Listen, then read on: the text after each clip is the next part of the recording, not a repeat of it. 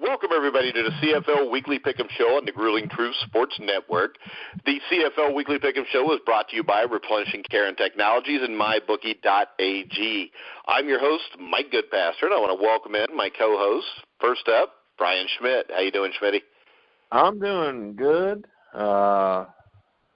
Been a fun, interesting day, and always ready to be here to partake in your knowledge of whatever show we're doing. All right. And I want to welcome in our other co-host. We're waiting on Oz Davis. He's not here yet. Hard telling what happened to Oz, but hopefully he'll be in shortly. But next up, we've got four-time Grey Cup winner and proud Syracuse alum after last week's win over Clemson, Robert Drummond. How you doing, Robert? Doing pretty good. How's it going? Yeah. Doing great, and we had some really good games to talk about this week. There were no stinkers in this group because the Alouettes had the bye week. Yeah, we do.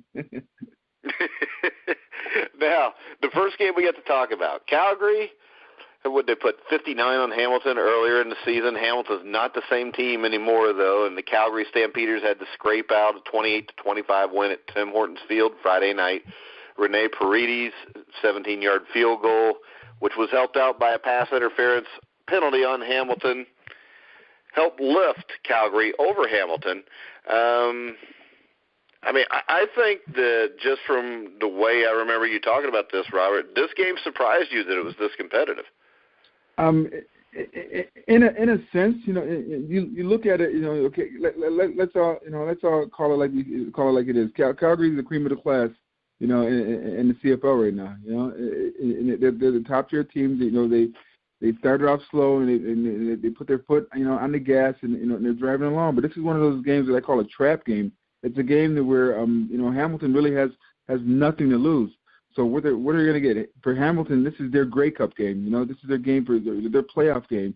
For Calgary, this is just a game where they want to get through. They want to keep their players healthy. They don't want to get injured. And they just want to do enough to win. But it's one of those trap games, and Hamilton made it tough for them. Calgary was able to go out there and squeak the game out, but Hamilton definitely make it tough for them. But it says a lot more about Calgary, I think, than it does Hamilton, for the simple fact that they were able to win a game like this.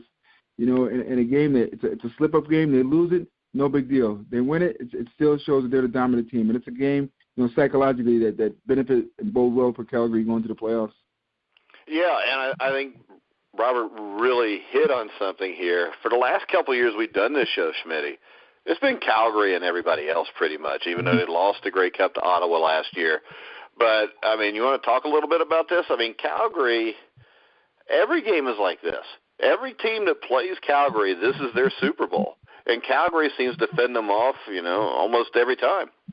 Yeah, it's kind of like, one thing that you and I, love, and actually it's because of you I have a love for it, is boxing. Everybody comes out against Calgary to put their best shot to knock them out.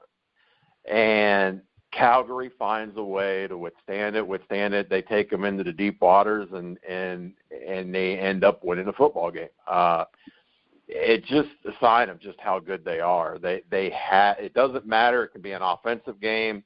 They'll put enough points up. It could be a defensive game. They're going to hold you. Special teams, they will find a way to do something on special teams.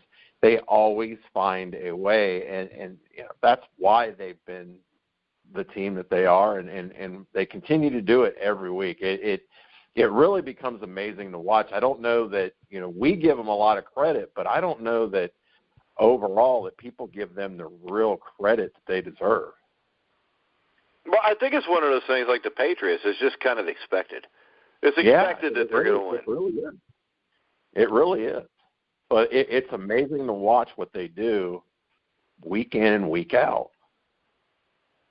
Well, and we talked a little bit about how they were like this last year, but lost the Grey Cup to the Red Blacks.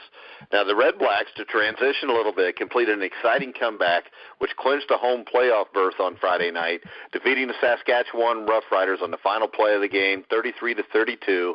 Ottawa now has jumped ahead of Toronto and claimed first place in the Eastern Division. I know that I wrote some stuff that made Saskatchewan fans mad, and they called me a retard because I said that Ottawa was a contender. I mean, come on, let's face it, Schmidt. If I got mad or went and cried every time somebody called me a retard, I wouldn't be on here talking. But when you look at it, Kevin Glenn, you ended up with that. I'm pretty sure you ended up with that printed on a T-shirt at one time. Yeah, I think so. But you look at Trevor Harris, 17 for 33. Kevin Glenn played well. But I still think this Ottawa team may be the most dangerous team if they get a shot at Calgary again with Trevor Harris and the way they're playing right now. I mean, this is a nice roster. I don't think it's as good as last year. And I know that I oversell Trevor Harris all the time, but, I mean, I really think this kid's good enough to take them and do something again this year.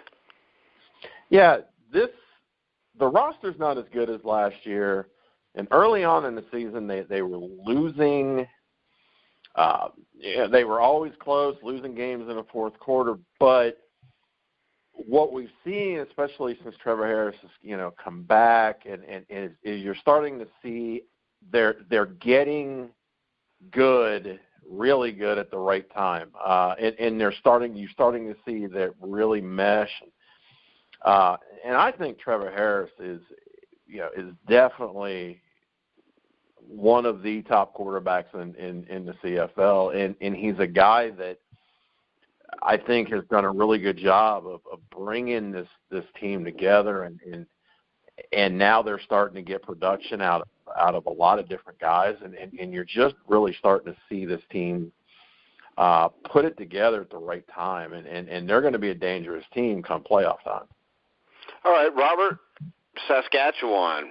Kevin Glenn played well, 29 of 39. Trent Richardson got in the mix a little bit more this week than what he was the week before with 14 carries for 60 yards. What's your take on Richardson, and how hard is it? What's the biggest transition for a running back going from the NFL to the CFL? I think that the biggest transition is just the speed of the game. The CFL game clock is just, it's just the game is boom, boom, boom. It's lightning fast for the NFL. A 40-second game clock. You sit there, make your audibles, make your checks, and you can catch your breath, you can catch your wind.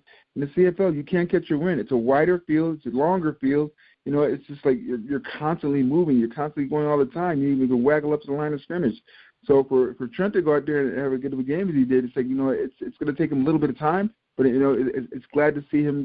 You see him getting his sea legs, as I say, back in the CFL games. It's a much different game. It's a faster game. It's designed for the faster, quicker, player, not the power back. But that to me was a huge loss for Saskatchewan for the simple fact of Saskatchewan have been playing well up until this point, and I think they are, which we all know they're a playoff caliber team. But that's a setback for them. But it says a lot about Ottawa. We know how good Ottawa could be. On paper, yes, they're not as good as they are last year, and yes, they will go as far as Trevor Harris takes them. But it was interesting to see. Whereas Ottawa, I remember back in 2000, when with the BC Lions, we had all the talent in the world, but we just couldn't find a way to win games. Then all of a sudden, toward the end of the year, the last two games of the years, we won. We went to the playoffs against Edmonton. We beat Edmonton. We got into the Grey Cup. We played against Montreal. We beat Montreal in the Grey Cup, and it was just a unbelievable run for a team, that was below 500, the first team below 500 to ever win a Grey Cup. And it's all about just getting on a run. And if Ottawa can get on a run right now, as you said, they are going to be dangerous in the playoffs. All right, another team that I think we all agree is probably dangerous in the playoffs, the Winnipeg Blue Bombers. Yeah. They bounced back from a tough loss last week, defeated the BC Lions 26-20. Strong defensive performance. Also clinched a playoff spot for Winnipeg, which is always a big deal. Let's start off with Robert. I mean, when we look at this, with Winnipeg, I mean, Matt Nichols played well. Andrew Harris ran the ball well again. I mean, what's your take on Winnipeg right now at this point during the season? I mean, actually, it's funny because I got a phone call today from a reporter in Winnipeg who wanted to ask me the question about Andrew Harris possibly, being one of the first persons to ever rush for 1,000, receive for 1,000, and then because he's calling me because until an injury in Toronto in 1997, I was on pace to do that, where I missed 3 games and ended up, I think, like 100-something yards short receiving. I got the rushing, but the receiving yards are short. And I just told him, it's like, it just was a testament to the fact of how good our offense was, how good our team was, and how, and how well and how versatile I was. I think Harris makes them a much better team because he's not just, a back coming out of the backfield. You can line him up in slot. You can line him up a receiver. You can put him anywhere, and he makes that offense go. So Winnipeg's going to be a tough out for anybody coming into the playoffs because, he's just a versatile back that makes him look good, and it's going to be interesting to watch him play. I mean, I didn't up until that point, I didn't even know he was on the pace to do that, but I know the type of caliber of back because that was me myself. What you can do for your offense in doing that. I mean, I was a decoy some plays. I was the main guy some plays. They can line me up anywhere, and you create mismatches. That's Winnipeg's big advantage. From here on out, they're going to be able to create mismatches against teams going forward, and Andrew Harris is going to have an unbelievable run for them, I think. I mean, I hope this young man gets it. It'll be great to see a record like that broken because it's very few and far between. You get a talented person like that to be able to do something like that. That's something special. Yeah, especially in a league that's been around for more than 100 years and nobody's done it. Yeah, it's a passing league, You get a runner who can rush for 1,000 ambers. That's amazing to me. All right, Schmidt, the BC Lions. I mean, if it wasn't for the Montreal Alouettes, they would be playing worse than anybody right now. Jonathan Jennings, 2 more interceptions. Jeremiah Johnson. They still have a good roster. What can BC do to turn this around? I don't think it's fixable right now, but in the off season, what would you do if you were BC? Would you keep Jennings? Would you keep Wono? Would you keep the coordinators? Or what kind of changes do you expect to see? I mean, I think that you have to look at Jennings. As talented as he is in some ways, he's a guy that because of his gunslinger mentality, he's a guy that I don't know that fits what they're trying to do offensively. So I think the first thing you got to do is decide, is what you're doing offensively, is it going to fit him? Do we need to change things? Or do we need to change the quarterback? And also what kind of leadership skills is he showing? So I think they've got to really evaluate everything from your talent roster, your coaches, your scheme.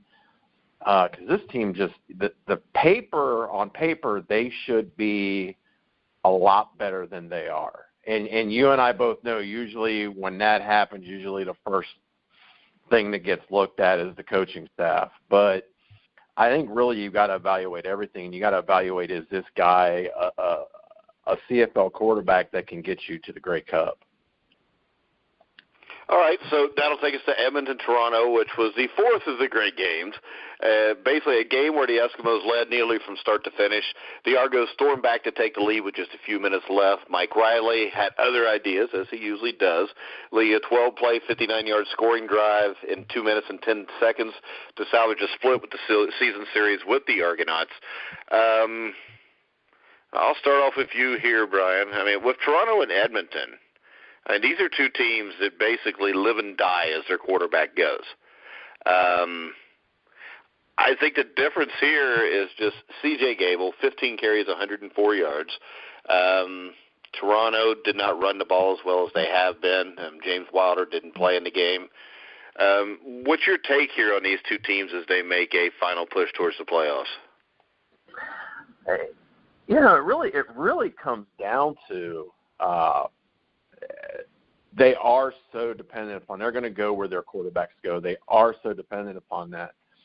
But I think Toronto has shown, not so much in this game, but we've seen over the last, 4, 5, 6, 7 weeks, they've started to develop some other guys, some other weapons. It's not just been Ricky Ray, which I think makes them dangerous. Edmonton is still at least somewhat very dependent. I mean, Riley has to put them all on his back, and he has to carry them. Yeah, they got the colors. They're the same as the Green Bay Packers. We always say Calgary's the New England Patriots. I think the Edmonton Eskimos are the Green Bay Packers. Yeah, I mean, he has to put them on his back. Ricky Ray has started, they've started to develop some other weapons there. So I think Toronto's opportunity to go farther is maybe a little bit better than Edmonton. All right. Do you agree with that, Robert? I don't. I mean, I don't know either. That's why I ask you. I mean, I look at Edmonton, and Edmonton knows what they're capable of from earlier in the year, and you almost ask yourself, it's like you said, the Green Bay Packers, which Ricky Ray's going to show up? The one that can lead his team, on a 2-minute drill down to win the game, or the one that goes out there and makes mistakes and the silly mistakes that that can cost you a game. It's just that the one thing I would say about a quarterback just has to manage a game. You don't have to go out there and be a superstar. Let the rest take care of itself. Just go out there and manage a game and do the things that you're good at and be the leader that you're out there and put your guys in the right position and just make plays. So I think Edmonton's by far the more talented team, but I just think they haven't figured out who they are yet, and they're relying so much on Riley right now that it's just it could backfire on them. And in that sense, I think Toronto can sneak up on some people, with Ricky Ray. And I've always enjoyed watching Ricky play as a quarterback, and they can surprise people also. But I think people will be more surprised with Toronto doing it than they would Edmonton. You expect Edmonton to be there with Riley. Yeah, you expect, like I said, he's Aaron Rodgers in this league. Yeah. All right, let's go. Let's go ahead and pick the Week 18 games. We're going to start off with Saskatchewan and Calgary. Robert, I'll go with you first, but I also want your opinion on the announcement that Duron Carter is going to play a little defensive back this week, too. Yeah, I saw that. That's in a game that fast and, trying to get conditioning control, that's going to be tough. That's going to be very, very tough on that young man. He's going to be absolutely exhausted. But, I just see, Calgary has to go out there and show dominance. After last week's close game, it's just they have to go out there and it's playoff time now. They're in playoff mode now. It hasn't started yet, but it's still playoff mode. The mentality for them, they have to show their dominance. They have to show they're the top tier team. They have to show that they're the team to beat. And by doing that, you have to go out there and have a dominant game. Limit the mistakes you made. Just go out there and go up and down the field and work on the intangibles. Work on the things that can possibly get you to win the Grey Cup. Because remember, they did do the Grey Cup last year, and I don't think they want to do that again this year. But they already dominant team, and they have to go out there and play like it. So you taking Calgary in this one? I'm taking Calgary. Yeah, I'm going to take Calgary, too. I think Saskatchewan will stay in it. Saskatchewan played them tough a couple weeks ago. I think they'll play them tough for a while here. I just think Calgary is a more consistent team. And I think that's what makes them better than everybody else. You don't really see an off performance. And if the offense has an off performance, then the defense steps up and vice versa. So I'm going to go with Calgary. Brian?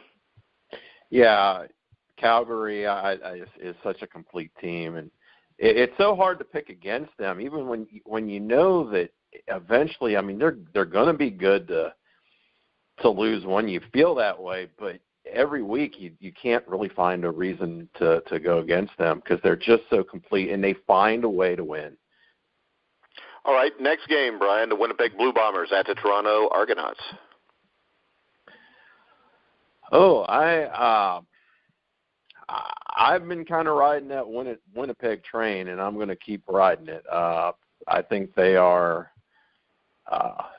just an outstanding team, and I think that they will continue to try to keep that roll going into the playoffs. So I'll go with Winnipeg. All right, Robert? I'm going to go with Winnipeg also for the simple fact that, like you said, I like Winnipeg a lot, and they've been playing well all year. And even the simple fact that I'd love to see that young man, Andrew Harris, break that record that actually I couldn't, an injury prevented me for it. But I would love to see someone get that.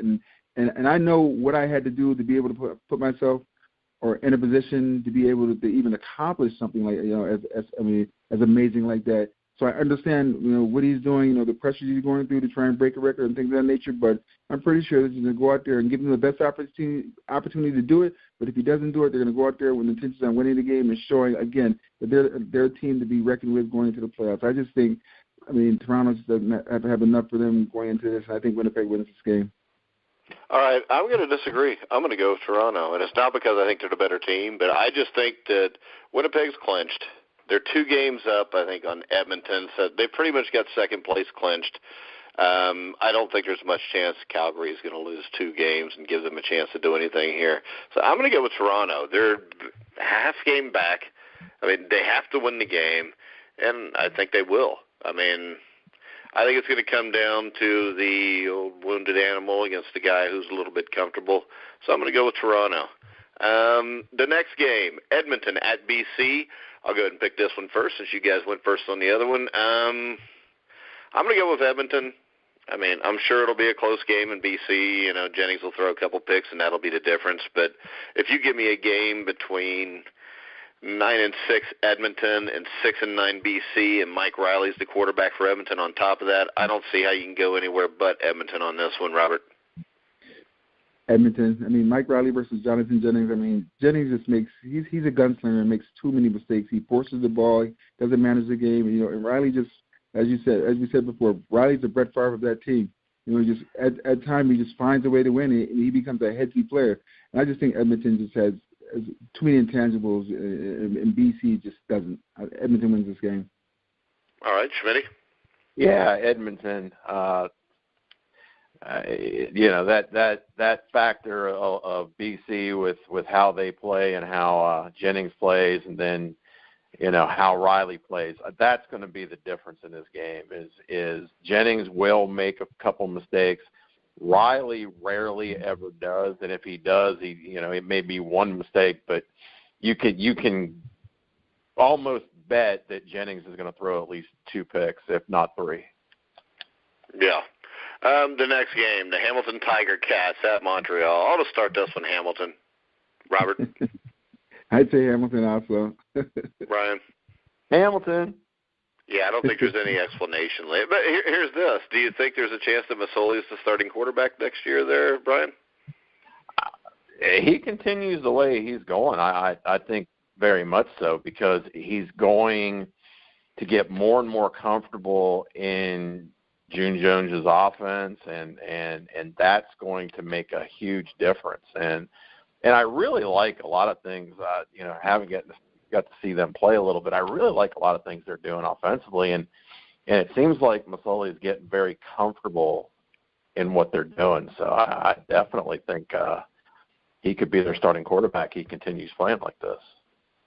All right, guys, we're going to wrap it up for this week. I want to remind everybody to come back for Week 19 as we get closer and closer to the playoffs. I want to thank Robert and Brian for coming on the show. I want to remind everybody you can download the Grueling Truth app on the iTunes Store. You can check out the Grueling Truth at thegruelingtruth.net. You can follow us on Twitter at Grueling Truth. So, for Robert Drummond, Brian Schmidt, I'm Mike Goodpaster. You've been listening to the Grueling Truth, where the legends